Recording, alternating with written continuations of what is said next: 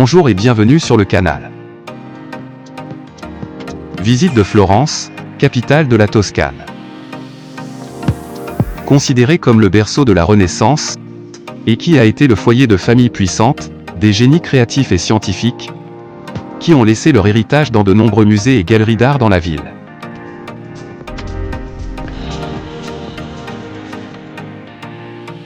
Et si vous aimez nos vidéos, n'oubliez pas de nous donner like, de vous abonner et d'activer les notifications afin que vous sachiez quand nous avons téléchargé une nouvelle vidéo.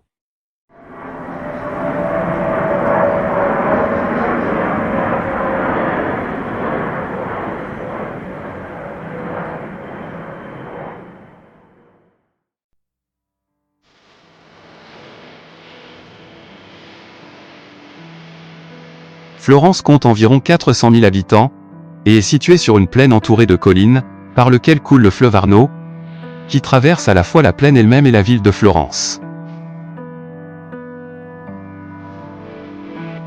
En ce qui concerne le parking, au kilomètre 290 de l'autoroute A1 ou Autostrada del Sol, vous avez le parking Villa Costanza, un parking payant mais économique, où la ligne T1 du tramway vous emmènera en 20 minutes et pour moins de 2 € au centre de Florence, en particulier à la gare de Santa Maria Novella, où nous commençons notre visite.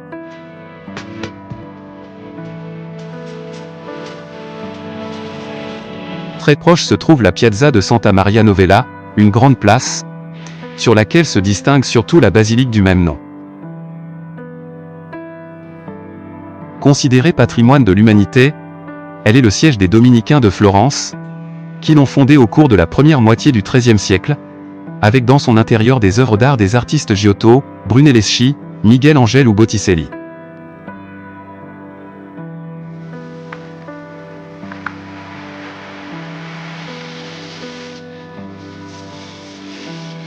De la Piazza de Santa Maria Novella, nous arrivons à la Piazza de San Giovanni, où se trouve le monument le plus célèbre de Florence, sans aucun doute. Le Duomo ou cathédrale de Santa Maria del Fior, et dans lequel nous n'apprécions pas la beauté qu'il est, jusqu'à ce que vous soyez devant ce joyau de l'architecture.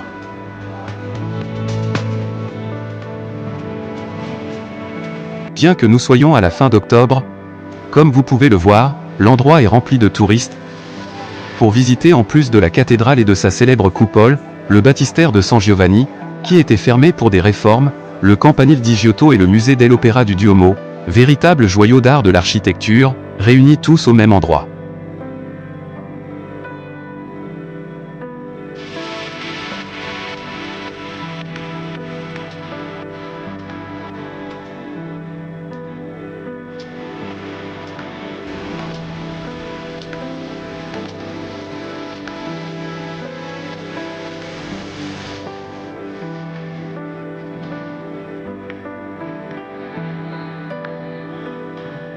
Les billets pour visiter ces monuments peuvent être obtenus à la fois en ligne, comme dans la boutique située sur la Piazza del Duomo, dans l'un des côtés de la cathédrale. À l'heure d'accéder aux différents monuments qui forment l'ensemble, la seule chose à prendre en compte, c'est que pour visiter la coupole, il faut faire la réservation dans un horaire strict, qu'il faut choisir lors de l'achat des billets. Et cela est le cas, puisque la coupole est accessible en groupes maximaux de 125 personnes.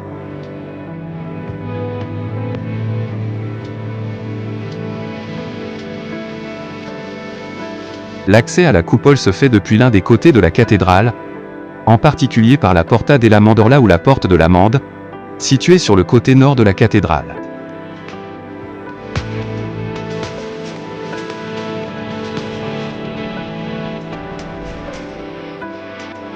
Pour la montée à la coupole, vous n'avez pas d'ascenseur, vous devrez donc monter tranquillement 463 marches, un montant considérable si vous souffrez d'une maladie cardiovasculaire respiratoire ou de claustrophobie en raison de l'étroitesse de la remontée. Après un premier tronçon de montée, dans lequel nous parcourons une partie de la coupole pour un bref instant, et nous pouvons admirer les impressionnants fresques qui l'ornent, nous continuons notre montée qui se resserre de plus en plus. Ceci est dû au fait que la coupole n'est pas constituée d'une seule pièce, mais de deux coupoles, une intérieure et une extérieure, qui s'unissent au plus haut.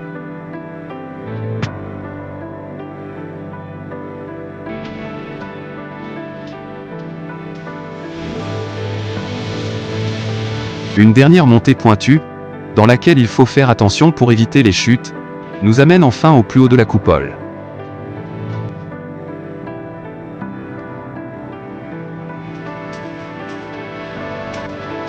Malgré l'effort de la montée, celle-ci est oubliée une fois que vous admirez la vue imprenable sur la ville de Florence.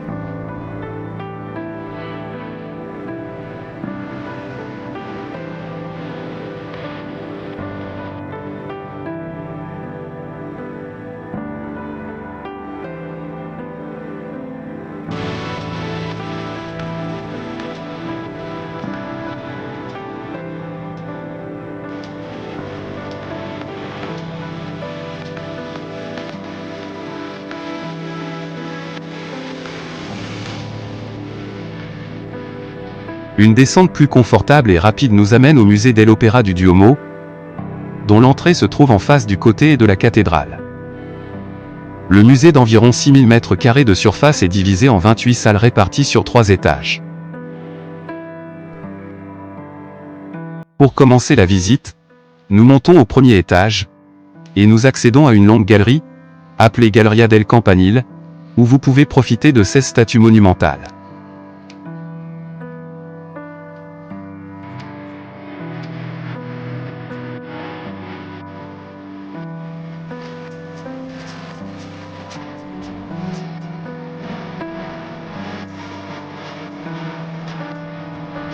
À côté, vous trouverez la galerie de la Cupole, où vous trouvez en plus d'un masque funéraire de Filippo Brunelleschi, les modèles en bois de la coupe, et une sélection d'outils de l'époque.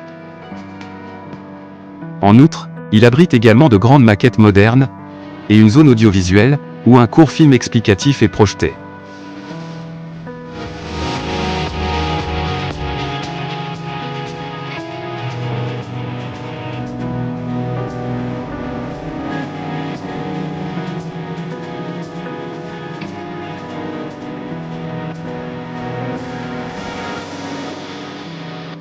Ensuite, nous trouvons la salle del Cantori, ou salle du cœur, et dans laquelle, outre de précieux meubles et objets de dévotion, nous avons trouvé la sellerie du Choir, qui était située au-dessus de l'autel majeur.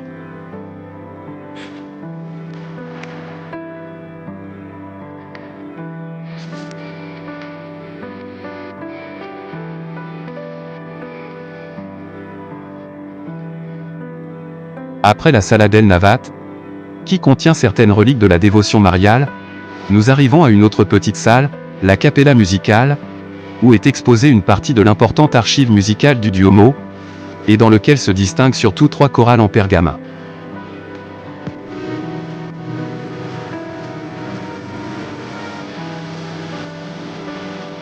À ses côtés se trouve le Museo dell'Ottocento, qui se compose de 5 salles dédiées à la façade réalisée pour la cathédrale à la fin du XIXe siècle.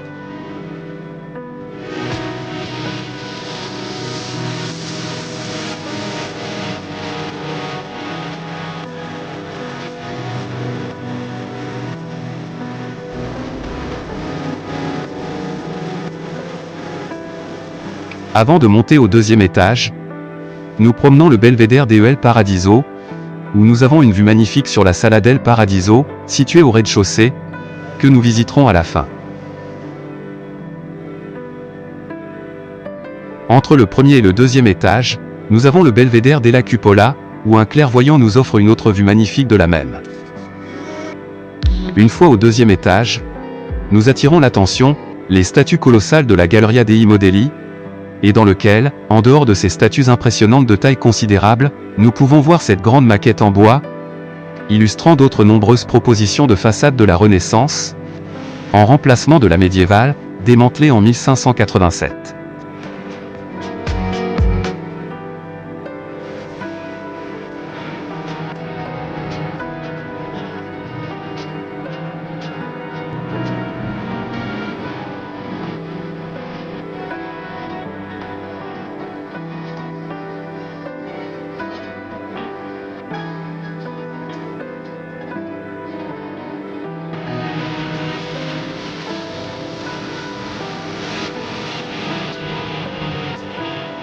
Déjà au troisième étage, nous accédons à la Terrazza Brunelleschiana, avec une vue imprenable de près de la coupole.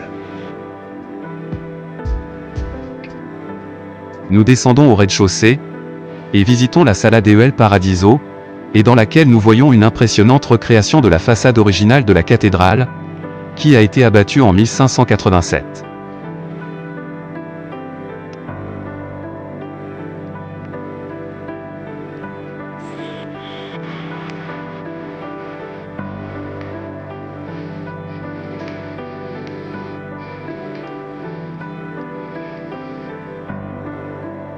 Très proche nous trouvons la Sala della Madalena, où nous avons trouvé une image faite en bois par Donatello, qui présente Marie-Madeleine démaquillée, encorbée et réfléchie, témoignant de ses années de réclusion et de pénitence.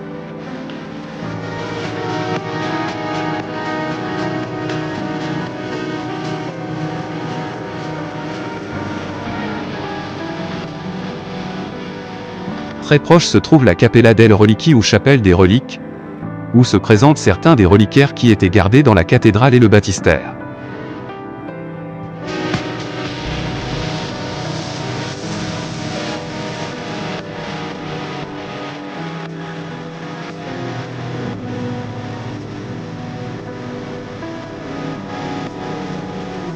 Ensuite, dans une autre pièce, nous trouvons une œuvre maîtresse de la Renaissance, qui n'est pas autre que la Piété, et dans laquelle Michel-Ange a commencé à travailler en 1546, l'abandonnant après 9 ans, selon le dicton de la mauvaise qualité du marbre.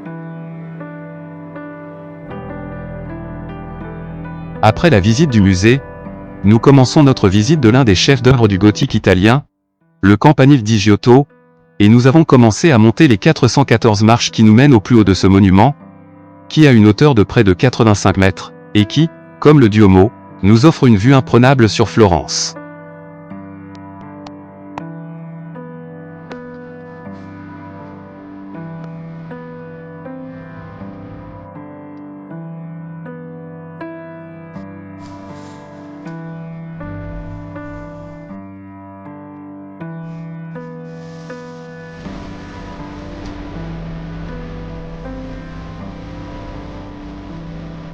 Après la visite du Campanile, et avant d'admirer la magnifique cathédrale, entre le premier et le deuxième pilier du côté droit de la navette centrale, nous trouvons une échelle qui conduit au parcours de visite des restes archéologiques de l'ancienne basilique de Santa Reparata, qui ont été mis en lumière en raison d'une grande campagne d'excavation, réalisée entre 1965 et 1973.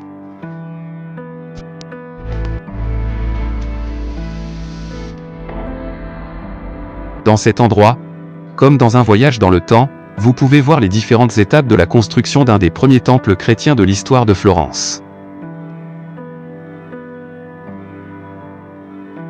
L'ancienne basilique est restée debout pendant 8 siècles, jusqu'à sa démolition en 1379, lorsque la nouvelle basilique de Santa Maria del Fiore a été érigée.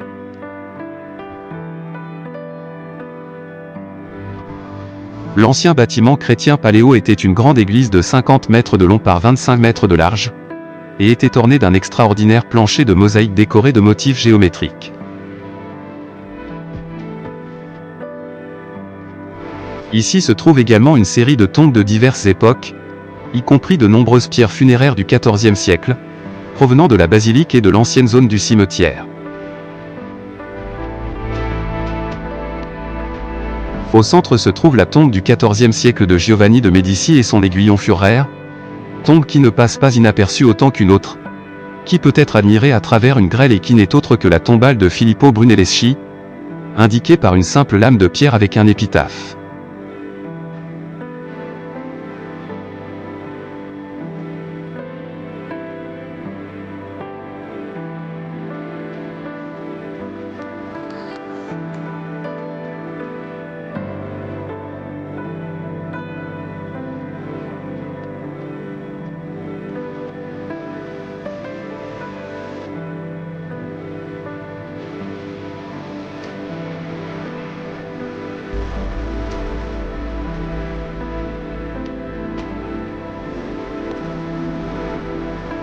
Nous revenons à la cathédrale, considérée comme l'une des plus grandes églises du monde, avec 153 mètres de long, 90 mètres de large et la même longueur de hauteur. La première pierre fut placée le 8 septembre 1296, étant consacrée le 25 mars 1436, date à laquelle la coupole fut achevée. Cet immense espace est illuminé par 44 vitraux, conçus par de grands artistes du XIVe siècle et du début de la Renaissance, et dont la lumière nous permet de profiter de la magnifique peinture murale de la coupole, œuvre de Vasari et Succari et qui représente le jugement universel.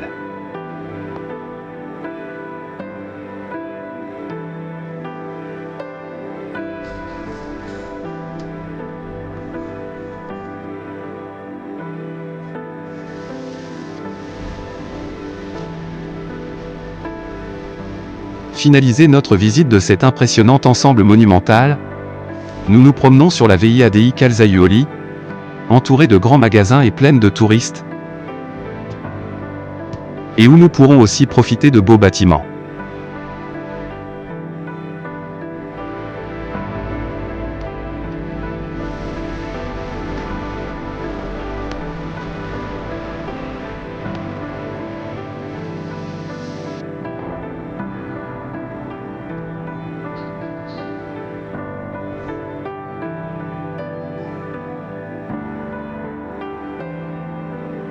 Nous arrivons bientôt à un autre des sites emblématiques de Florence.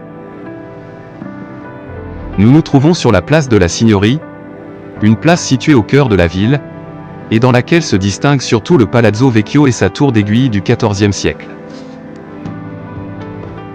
Il s'agit d'un palais fortifié, construit pour abriter le gouvernement de la République. Il fut d'abord appelé Palazzo della Signoria, mais plus tard Palazzo Vecchio, lorsque la cour des Médicis fut transférée au Palazzo Pitti.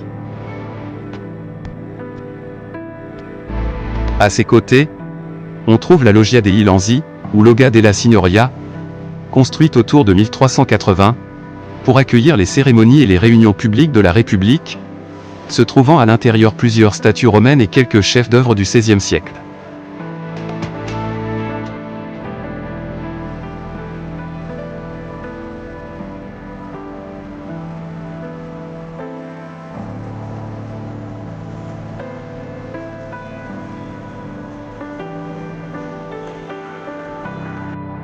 À côté de la place de la Signorie, nous trouvons la galerie de Uffizi, qui, bien qu'elle ne soit pas née comme musée, est aujourd'hui considérée comme l'un des meilleurs musées du monde. Comme nous le disons, il n'est pas né comme un musée, mais comme un bâtiment administratif, que les Médicis ont peu à peu rempli d'œuvres d'art. C'est ainsi que naquit la galerie de Uffizi, un palais entier dédié à l'art, aux œuvres propriétés des Médicis, et à de nombreuses dons et nouvelles créations que les Médicis firent pour l'embellir. De sorte que le palais d'origine, arrivé à un certain point, a dû s'agrandir jusqu'à doubler sa taille pour abriter toutes ses œuvres, parmi lesquelles se trouve la naissance de Venus de Botticelli, la Flore de Tiziano, Bacco de Caravaggio ou l'Annonciation de Leonardo da Vinci.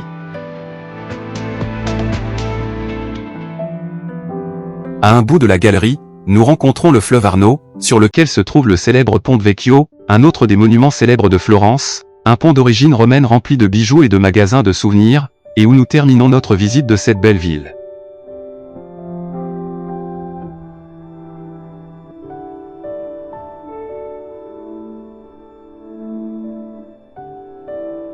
De retour à notre lieu d'hébergement, nous rencontrons le cimetière américain de Florence. On y trouve les feuilles de 4392 militaires américains, dont la plupart sont morts après la capture de Rome, entre juin 1944 et le 2 mai 1945, lorsque les troupes ennemies dans le nord de l'Italie se sont rendues. Outre les pierres, sur le monument qui préside le cimetière, nous trouvons inscrits les noms de 1409 disparus.